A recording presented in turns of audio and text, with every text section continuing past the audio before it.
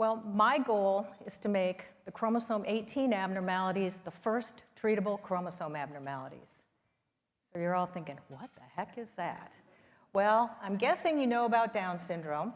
It's caused by 3 copies of chromosome 21. But the fact of the matter is that people can have missing or duplicated pieces of a variety of sizes from any of the other chromosomes. Most of these conditions are quite rare. Some are even individually unique. But collectively, they're the leading cause of intellectual disability. So a major impediment to health and an independent life. So why isn't there a major initiative into studying and devising treatments for chromosome abnormalities? I don't know. All I can figure is people must be thinking, oh my God, it's a whole chromosome's worth of genes. It's 100 genes. How could we ever figure that out? I think I'll go work on something easy. And it just seems too complex. Well, my goal is to make the chromosome 18 abnormalities the first treatable chromosome abnormalities. And my reason is not at all complex. My reason is my daughter, Elizabeth. When she was born 33 years ago, she was diagnosed with a deletion of a part of the long arm of chromosome 18, a condition called 18q-. And the book we were shown said that, in part, they lie in a frog-like position in a vegetative state and have a normal lifespan. And it's very rare. There's only 65 other cases in the world. Well, I'm here to tell you today that of those 65 cases, I know of about 2,000 of them. And the reason we know of about 2,000 of them is because when Elizabeth was 5, we started the Chromosome 18 Registry and Research Society, a support and advocacy organization for all the families with kids with chromosome 18 abnormalities. And part of the reason we started the Chromosome 18 Registry, or were able to start it, is because we were really, really lucky. We were lucky because we lived in San Antonio. Elizabeth's father was in the Air Force, and so we had free access to all the pediatric subspecialists. And in Elizabeth's first 5 years of life, we learned a lot about what was wrong with Elizabeth and what was not wrong with Elizabeth. And one of the things that was wrong was that she was not growing well at all. When she was born, she was at the 50th percentile for length, but by the time she was 2, she was at the 3rd percentile. I was concerned, and I mentioned it to her pediatrician, who said, well, they're all short.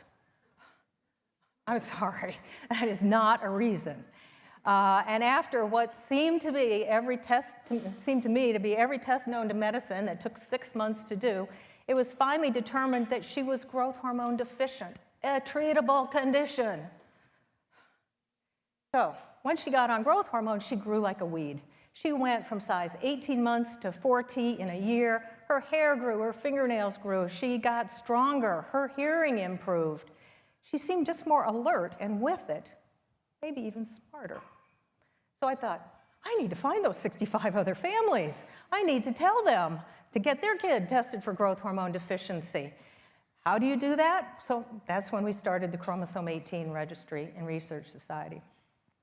And because I appreciated that this was a very understudied condition, I thought, we need to document these other changes or benefits of growth hormone.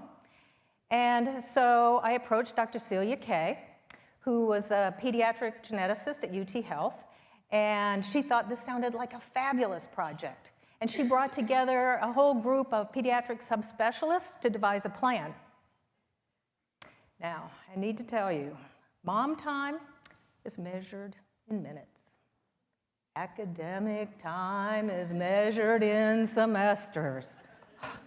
So to me, it felt like nothing was happening. So how do you get things moving when you're on the outside? You get yourself on the inside. So I enrolled in graduate school, and I earned a PhD in human genetics. And with this group of collaborators, investigators, we started the Chromosome 18 Clinical Research Center. And today, we have over 650 families enrolled in this lifetime longitudinal study. We've produced over 50 publications. And our studies include anyone with any chromosome 18 abnormality. So they have deletions and duplications and ring chromosomes and all variety of things. So if you have a chromosome 18 abnormality, no matter where you live in the world, you know where San Antonio is. Because this is Mecca, this is the epicenter, we're the only people doing this work. Many of those people have been here for comprehensive clinical evaluations or just to come for advice. We've seen families from all over the world, from South Africa, from Australia, from China, from Turkey, even from Houston.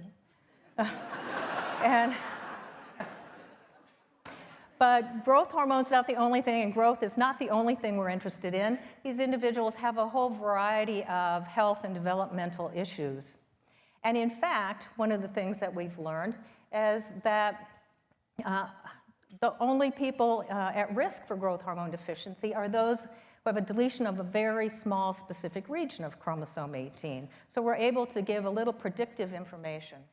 Another example is if individuals have a duplication of another part of chromosome 18, they're at very high risk for severe osteoporosis even as a young child. So those families need to know their children need to be taking vitamin D, and if they have epilepsy, they need to avoid potentially bone-toxic drugs.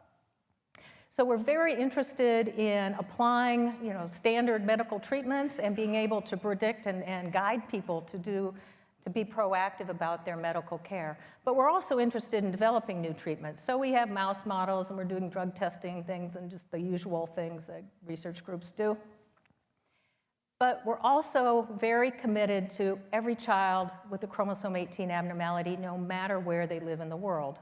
So we've had to develop some unique tools in order to do this. So of course we have a website with management guides based on our 26 years of experience. But part of our management guides are what we call a gene dosage map. So you can take the coordinates of exactly whatever region of chromosome 18 you're interested in. And so even if you're a unique person with a deletion that nobody else has, which is actually most of them, you can look up on our map and see exactly which medical issues are associated with that specific region of the chromosome.